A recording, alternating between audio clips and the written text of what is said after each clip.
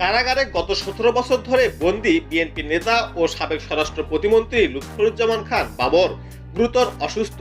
মারাত্মক শ্বাসকষ্ট, জটিল কিডনি সমস্যা, মেরুদণ্ডে ব্যথা সহ বিভিন্ন রোগে আক্রান্ত তিনি।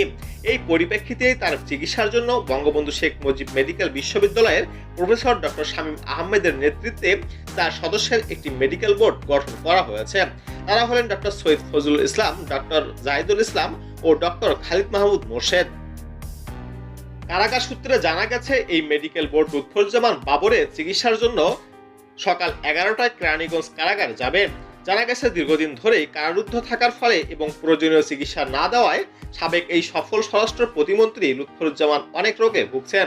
তার মধ্যে অন্যতম রোগগুলো হচ্ছে হাইপার টেনশন এবং কিডনি সমস্যা। তিনি বহু ওষুধ খাচ্ছেন। এর আগে শেখ হাসিনার স্বৈরশাসক কালে অনেকবার গুরুতর অসুস্থ হলেও উপযুক্ত চিকিৎসা প্রদান করা হয়নি। তাই সারা চিকিৎসা প্রদান করা হয়েছে, ফলে রোগের মাত্রাও বেড়েছে। এদিকে লুৎফুজ্জামান খান বাবরের স্বজনরা জানান, 10 ট্রাক অস্ত্র মামলায় মৃত্যুদণ্ডাদেশ কয়েকটি মামলা সাজিয়ে তাকে সাজা দেওয়া হয়েছে। তার মুক্তির দাবিতে নিয়মিত মিছিল সমাবেশ হচ্ছে। শেখ হাসিনা পতনের পর মিথ্যা মামলায় কারাগারে আটক অধিকাংশ নেতা মুক্তি পেলেও বাবরকে এখনো জেলে আটকে রাখা হয়েছে।